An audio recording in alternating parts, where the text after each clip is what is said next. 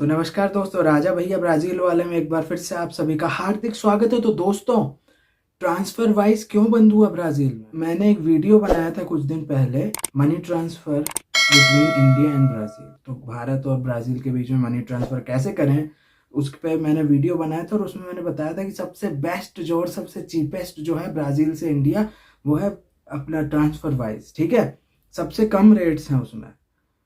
और फिर 18 तारीख से 18 फ़ैब से ट्रांसफ़र वाइज बंद हो गया। क्यों हो गया ऐसा? ट्रांसफ़र्स जो हैं ब्राज़ील से बाहर बंद हो गए। तो मेरे प्यारे भाइयों बहनों, इस पे हम बात करने वाले हैं। डायरेक्ट पॉइंट पे आते हैं। एमएस बैंक करके था जो ट्रांसफ़र वाइज के साथ था। ट्रांसफ़र वाइज का शायद उसमें अकाउंट था, उसके थ्रू वो करता था, ऐसा था। और एमएस बैंक ने कुछ एग्रीमेंट किया था ट्रांसफ़र वाइज के साथ, जो एमएस बैंक ने वो तोड़ दिया, एग्रीमेंट ख़त्म कर दिया। क्यों करा ख़त्म? क्योंकि ट्रांसफ़र वाइज जो है वो टैक्स चोरी कर रहा था। ठीक है, हमारा नाम इस्तेमाल करके और बैंक को भी बेवकूफ़ बना रहा था और झोल कर रहा था वो। ठीक है, जो इलीगली जो है वो पैसे कमा रहा था उससे, ये चक्कर हो गया। तो मेरे प्यारे भाइयों बहनों, हुआ क्या क्या करता था एग्जैक्टली ट्रांसफ़र वाइज? अब जैसे मैं ब्राज़ील में, मुझे 1000 रियाल भारत भेजना है, 1000 रियाल मुझे भेजना है घर को। तो क्या होगा, ट्रांसफ़र वाइज फीस लेता था, चार्ज लेता था। कितना लेता था? बहुत कम लेता था, 50 एक रियाल लेता होगा। 1000 भेजना है तो 50-60 रियाल चार्ज लगेगा। बिल्कुल मामूली चार्ज था, बहुत सस्ता। ऐसा लगता था कि अरे बहुत सस्ता है ट्रांसफ़र वाइज। अगर आप वेस्टर्न यूनियन से करोगे तो वो 90 रियाल ले लेगा, है ना, 100 रियाल ले लेगा। तो हमको लगता था यार सबसे अच्छा यही है, ट्रांसफ़र वाइज अकाउंट में पैसे भी पहुंच जाते हैं। नहीं तो वेस्टर्न यूनियन में फिर घर वालों को फिर जाना पड़ेगा एजेंसी, और ये सब बहुत कुछ कुछ होता है। तो ट्रांसफ़र वाइज करता क्या था, अगर मुझे 1000 रियाल भेजने हैं तो 1050 ऐड कर देता था वो। ठीक है, मतलब चार्ज इंक्लूड कर लेता था उसमें। 50 रियाल ऐड कर दिए, चार्ज इंक्लूड कर दिया। और क्या होता था, वो मैं पे करता था।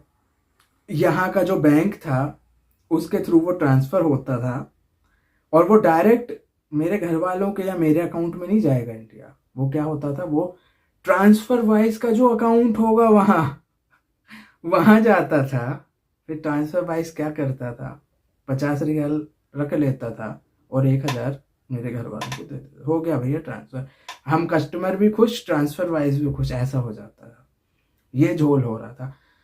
अब एमएस बैंक को ये पता नहीं था। एमएस बैंक जो है और जो ब्राज़ीलियन सेंट्रल बैंक है, बैंको सेंट्रल दो ब्राज़ील, उनको तो भैया यही लगता था कि राजा भाई भेज रहा है 1050 रियाल। उनको ये नहीं पता था कि भाई राजा भाई 1050 नहीं भेज रहा, राजा भाई तो 1000 भेज रहा है, 50 ट्रांसफ़र वाइज रख रहा है। ठीक है, प्रॉफिट कमा रहा है वो। तो ये उनको नहीं पता था। जब पता चला, मतलब ये समझ लो मेरे नाम से और बैंक के नाम से फ्रॉड कर रहा है वो, टैक्स चोरी कर रहा, फ्रॉड नहीं कहूँगा मैं। मतलब ये देखो आप, मेरे नाम से, कस्टमर्स के नाम से और बैंक के थ्रू वो टैक्स चोरी कर रहा है, पैसे कमा रहा है और टैक्स चोरी कर रहा है। तो ये कर रहा था, इलीगल है। तो एमएस बैंक को पता चल गया, उनको समझ में आ गया कि ये जो फ्रॉड हो रहा था ये 6 साल तक की सज़ा दे सकता है। मान लो कस्टमर्स हैं उनको, अगर किसी के थ्रू हो रहा है तो। लेकिन कस्टमर्स को पता नहीं था ना, वो बात अलग है। तो 6 साल तक की सज़ा है, और ये crime against the financial system of the country इसमें आता है ये। मतलब बहुत बड़ा क्राइम है, छोटा मोटा नहीं है। तो उनको जब पता चला तो बैंक वालों ने तुरंत बंद कर दिया, एग्रीमेंट ख़त्म। बिल्कुल करेंगे वो, क्यों करा उन्होंने? बैंक के ऊपर नहीं आता। यहाँ का जो रिजर्व बैंक है, जो यहाँ का बैंको सेंट्रल दो Brazil, central bank of Brazil है, और यहाँ का जो टैक्सेशन का डिपार्टमेंट है, रिसीटा फेडरल, बहुत खतरनाक है वो। समझ रहे हो? फेडरल पुलिस, आपको पता है ना, ये जो फाइनेंशियल फ्रॉड ये बड़े बड़े लेवल पे होते हैं उसको फेडरल पुलिस इन्वेस्टिगेट करती है। फेडरल पुलिस जो है ब्राज़ील में इंटरपोल को रिप्रेजेंट करती है, इंडिया में इंटरपोल को सीबीआई रिप्रेजेंट करती है। ठीक है, ये जानकारी भी ले लो। फेडरल पुलिस ये सब खतरनाक है, और वो अगर कुछ पता चलता बाद में और ये लोग नहीं रोके होते तो इनके बैंक पे पड़ जाती, बैंक वालों को पकड़ते फिर वो। तो उन्होंने पहले ही अपना सब कर लिया भैया, पल्ला झाड़ लिया कि भैया हमको तो पता नहीं था, ये कर रहा था ससुरा, है ना। तो उन्होंने पल्ला झाड़ लिया, पहले से हट गए और ट्रांसफ़र बंद हो गए। अब ये क्वेश्चन है कि अब होगा कि नहीं, अभी कुछ पता नहीं ट्रांसफ़र वाइज वापस आएगा या नहीं आएगा। अगर आपको भारत पैसे भेजने, अपने घर पैसे भेजने हैं, तो आप कोई और तरीका देख सकते हो, है ना। और वेस्टर्न यूनियन मनी ट्रांसफ़र है, और होगा सबसे बढ़िया अपने बैंक के थ्रू भेजो, टोटली लीगल ट्रांजैक्शन होगा। जैसे आपका बैंक ऑफ ब्राज़ील में है, ब्राडेस्को में है, तो उसके थ्रू आप भेजो, बिल्कुल टोटल। आप 100 रियाल भेजोगे तो 100 रियाल ही वहीं जाएगा, कुछ बैंक को अगर कुछ काटना होगा तो काटेगा, है ना। तो उसमें ऐसा हो रहा था कि 50 रियाल वो कमा रहा था, मतलब ये एग्जाम्पल दिया है मैंने, मैं ये नहीं बोल रहा 50 रियाल कमा रहा था। हर ट्रांसफ़र का अगर वो बहुत बड़ा ट्रांसफ़र होगा, 10,000 रियाल का होगा, तो उसमें बहुत लेता होगा, वो 500 रियाल लेता होगा, ठीक है।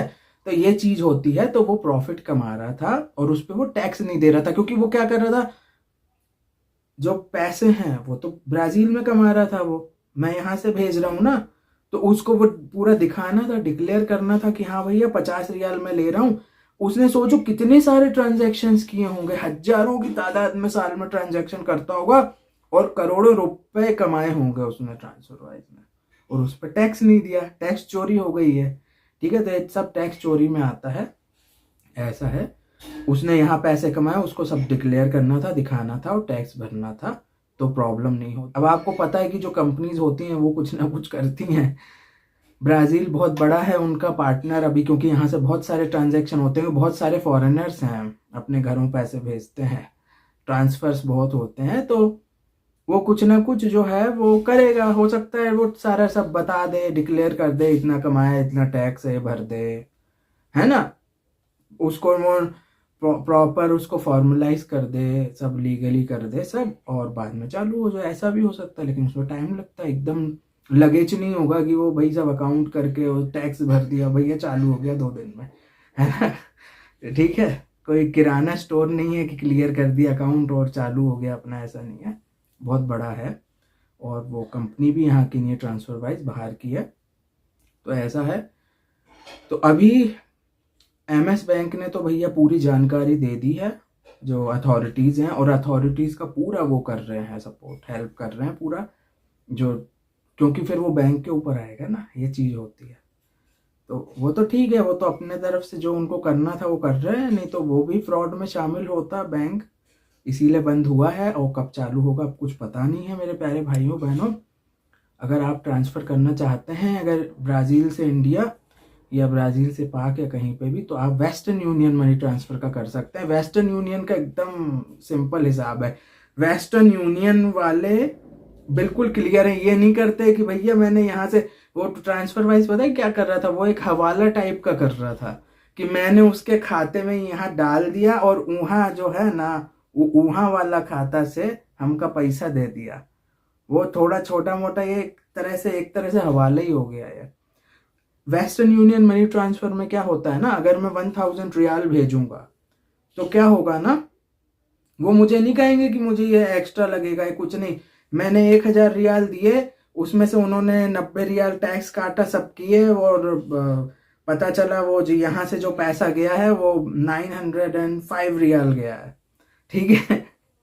वो क्लियर था, वो सब वेस्टर्न यूनियन मनी ट्रांसफ़र है, वो पूरा टैक्स वैक्स सब भरता है आपके नाम से कि हाँ भाई यही हुआ है, कोई छुप के वो पैसा कमाने वाला नहीं है। वेस्टर्न यूनियन का सब क्लियर है और सब ट्रांसपेरेंट है, सामने दिखता है, ठीक है, टैक्स चोरी नहीं करता, इसीलिए वो चल रहा है। और अगर अभी आपको भेजना तो उससे भेजो, थोड़ा बहुत चार्ज लगता है, क्या हुआ है, चार्ज वार्ज तो लगता रहता है। वायर ट्रांसफ़र कर सकते हो अपने बैंक से, आपका जिस बैंक में अकाउंट है उनसे आप जाके बात कीजिए कि भैया हम अपने घर पे पैसे भेजते हैं, है ना, तो आप हमारी हेल्प कर दीजिए, कैसे भेजने क्या है। और बैंक ट्रांसफ़र सबसे बढ़िया, उसमें कुछ लफड़ा नहीं है ना। आप अपने इंडिया में आपका NRI अकाउंट होगा, कुछ होगा, उसमें भी डाल सकते हो, घर वालों को भी भेज सकते हो, ऐसा करो।